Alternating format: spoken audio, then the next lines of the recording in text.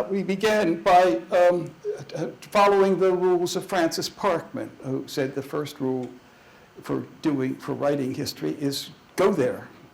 The second rule is do it. If you're writing about a man in a boat, get in a boat. And after you have gone there and done it, then write it, but not before.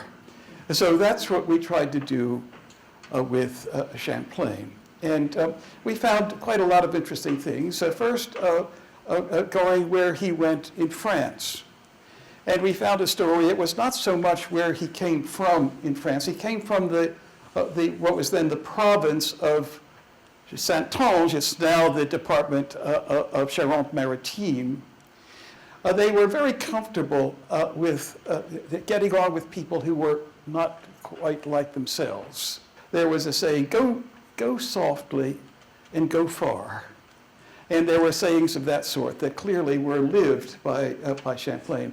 But the most important thing about Champlain was not where he came from in France, but it was when he lived there. And it was in a period that was one of the most miserable and cruel periods in the history of France in the late 16th century. Champlain and his contemporaries lived through 9 civil wars in a period of 40 years, from about 1560 to the end of that century. The casualty rates have been estimated recently by Robert Knecht at something in the range of 2 to 3 million people, possibly even 4. And it was a horror. These were not only civil wars, but they were civil wars of religion. And all the atrocities that we have seen in wars of religion in our own time were visited upon France in that period. And Champlain, like most of others of his age, became a soldier. And he soldiered for Henry IV, this extraordinary figure, one of the great figures, I think, in modern history.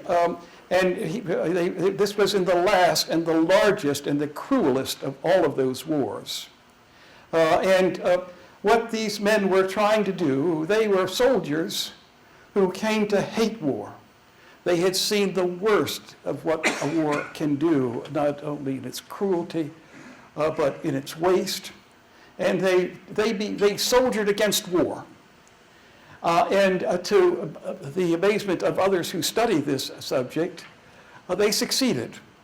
And the year was 1598, when they by force of arms, they brought peace to France. And then the issuance of the Edict of Nantes, which offered something like toleration to Christians, Protestant, and Catholic. And this treaty spread. These wars, like most civil wars, brought in great powers. And most of the powers of Europe had fought on French soil, and that peace spread throughout Europe. It spread across the Atlantic.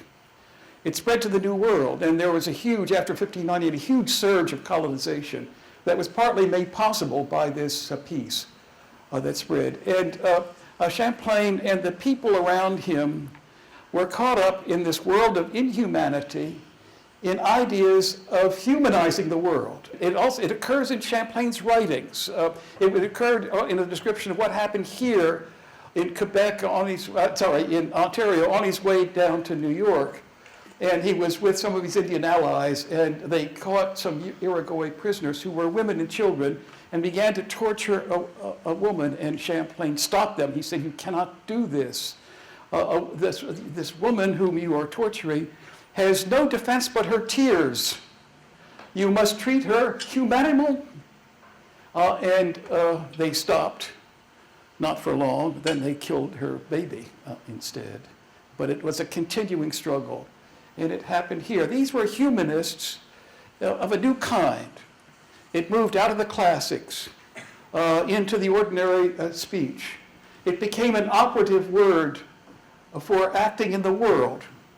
It was to be seen in what these people said, and even more in what they did. And they had many causes. Some of them, with great encouragement of Henry IV, looked across the ocean, and they saw New France as mainly a geographical expression in North America, and they thought to make it into a new kind of empire. And so Champlain got a job from the king directly. He had a special relationship with the king, which is interesting. And his orders were to go on His Majesty's Secret Service to New Spain and to study that empire. Find out how an empire works. Come back and tell us what you have found. And so off he went, and he wrote a long account of this. It was an account that he called brief discourse that went on in the way that academic brief discourses develop. And he also, he was an artist. In fact, he was very well known as an artist, and there was one stage when the merchants of some of the Norman ports were trying to get rid of him because he was bad for business. And they said, this man can't be trusted with responsibility. He's an artist. But he was a pretty good artist. And he illustrated his brief discourse with more than 100 watercolors. There's an image of Indians being burned to death over a raging fire in the Mexican Inquisition. There are other images of Indians being cudgeled by priests, Spanish priests, for not showing up at Mass. There are images of people working in the cruelest of all the Spanish industries in that empire, which were the pearl fisheries on Margarita Island off the coast of Venezuela. Champlain went there, visited it, and these were people who were forced to do free diving at peril to their families, and it was the only thing free about it, and most of them dived to their deaths. And then he sent this report to Henry IV, who was deeply interested and read it as a discourse on how not to run an empire in North America. And so what they undertook to do was to build another kind of empire which would fundamentally embrace Indians as full members of this humanity that they were interested in. And that was Champlain's next assignment. And he thought, how would he go about it? And it's interesting to see a lot of his humanity came out of his religion, which was Protestant in his early years, and then became Catholic.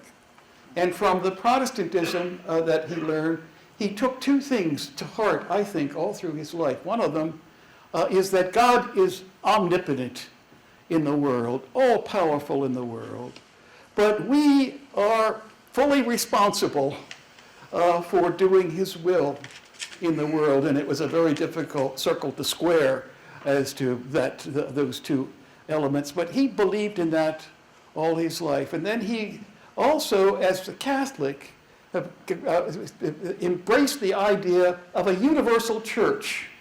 That idea in the literal Greek meaning of Catholic as whole and entire, which was the way that he was thinking about humanity. Champlain landed in Tadoussac on the east side of the river, and he looked across, and there was a huge gathering of Indians over there, Algonquian, many, many nations gathered. They'd all been allies fighting the Iroquois, and they'd won one, and they were having a celebration.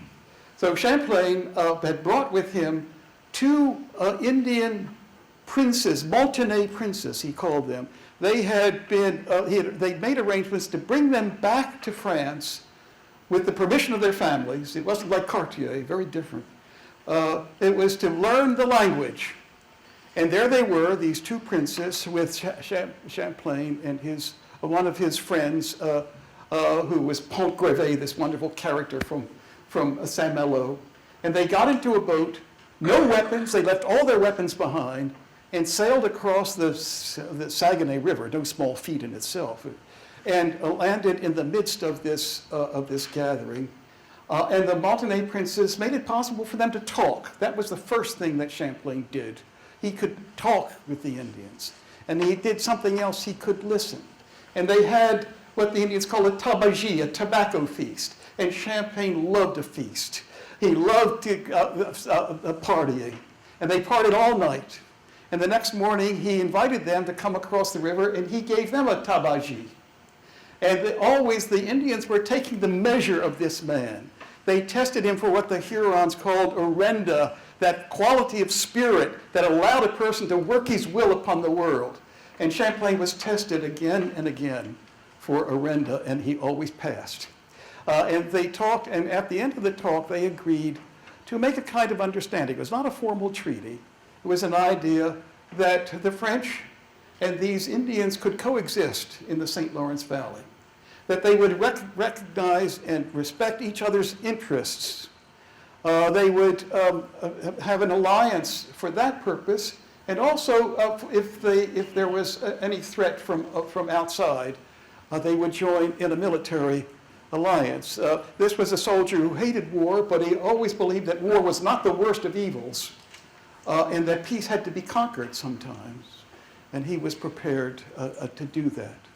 So that was the way it went at first, and then afterward, Champlain also asked them, after the tabajis were over, he said, draw me a map.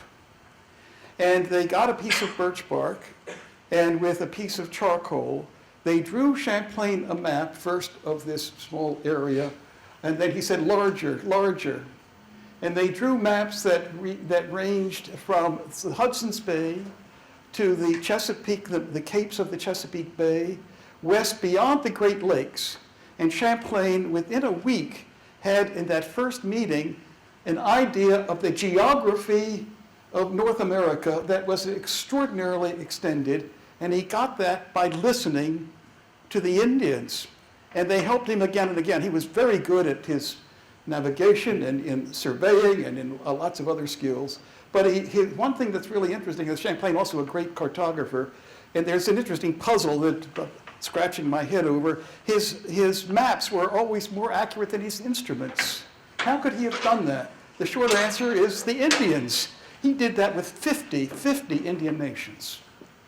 And he made those understandings. The understandings continued for many, many years, far beyond the year of his death, which was 1635. And he was doing this for more than 30 years. And he was doing other things at the same time. He wanted to understand the Indians. He didn't approve of them all in many ways, but he recruited people that he called his truchemont. Truchemont. It's a wonderful word that came into France from the Crusades. It's an Arabic word. Some people say it's really Turkish, whatever it was. Truchemont meant go-between.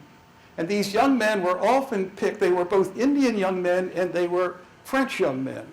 And the French were often from cities, Paris. They were picked for their facility in learning languages.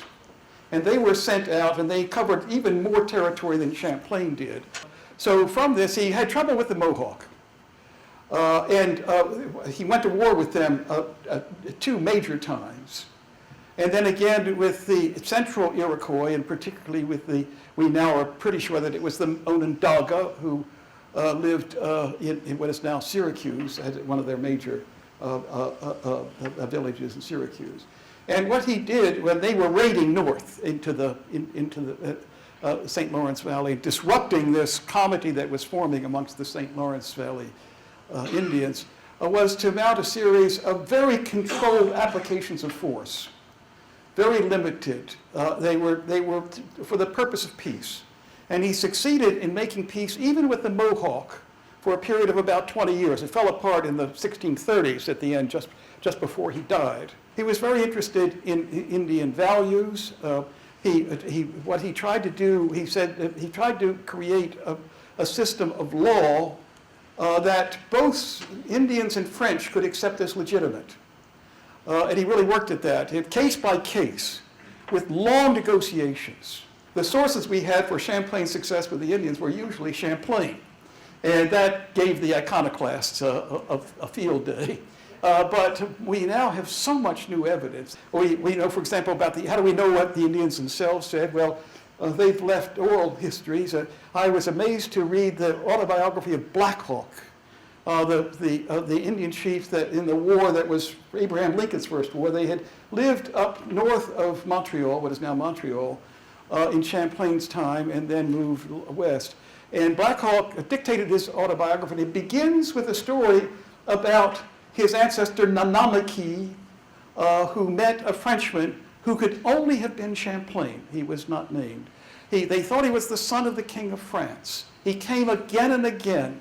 He was a soldier, but he came in peace.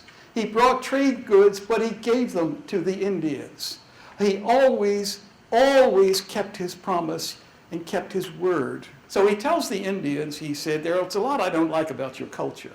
In fact, he says, when it comes to that, you have ni foi, ni loi, ni roi. You have no true faith, you have no proper system of law, and you have no true king. And he said, except for that. And the Indians who trusted this man were happy to discuss that.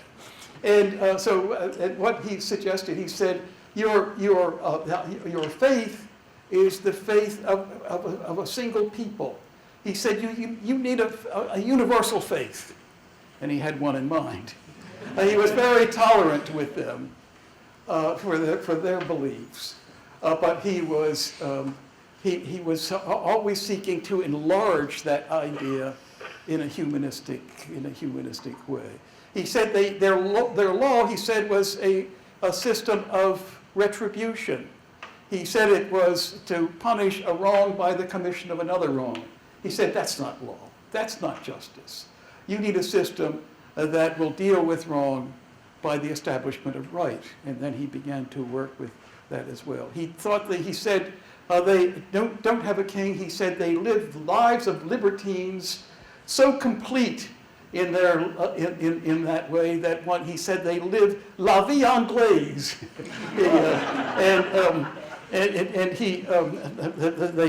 They argued about that at some length. They always knew where he stood, and he always respected their rights that way. And they had a kind of condominium that developed. And then he did one other thing after that, and he wanted to begin to get a population growing in New France of families from home. And he had a great difficulty doing that. I don't quite understand why that was so. Why is it that the French have been, I think, more reluctant to migrate, to emigrate, than the English or the Germans or the Dutch? But they were very slow to migrate in families in particular. And Champlain worked at that for 30 years, and for nearly all of that period he failed. And the population of Quebec in 1632 was almost exactly the size of the population of St. Croix, the first ill-fated settlement, in 1604, about 80 people. And that was all. But then, after 1632, there was a sudden shift. And it's one of those interesting moments when that I speak of as deep change, when the world always changing, but suddenly it will stop changing one way and it will start changing another.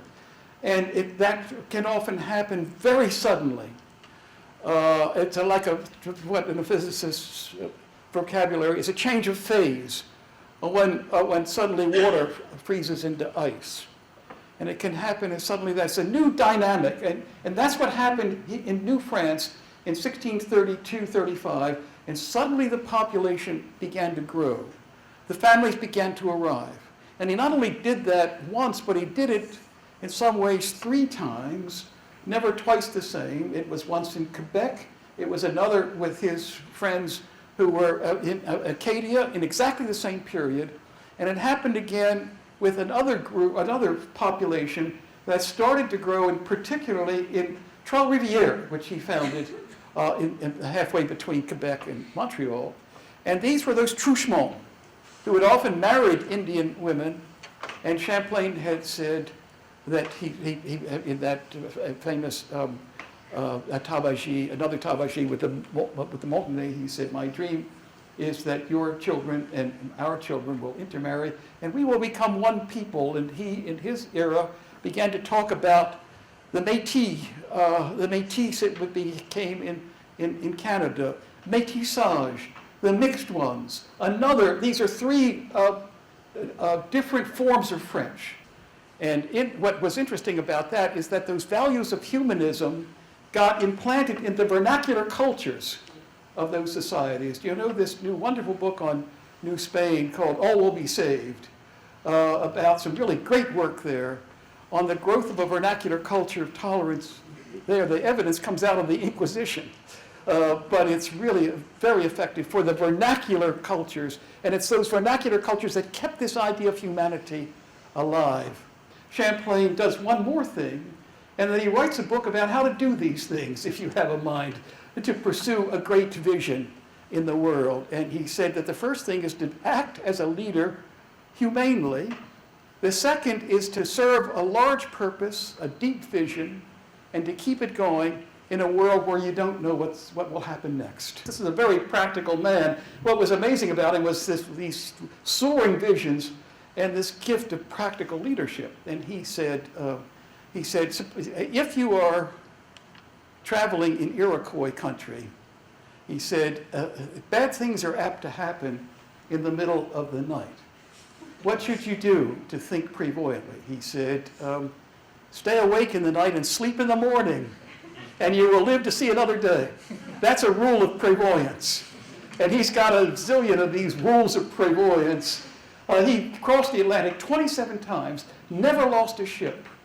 How did he do that? Prevoyance. He really had a gift for this, and he tells us exactly how he did it.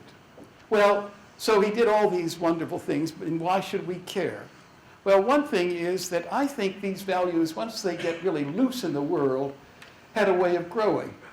And they grew especially in this soil. There was something about this soil that encouraged the growth of these ideas of humanity.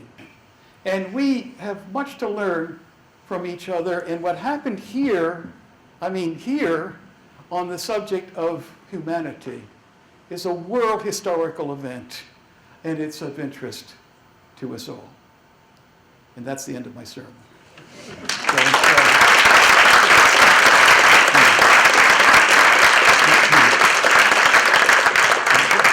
Do we have time for questions?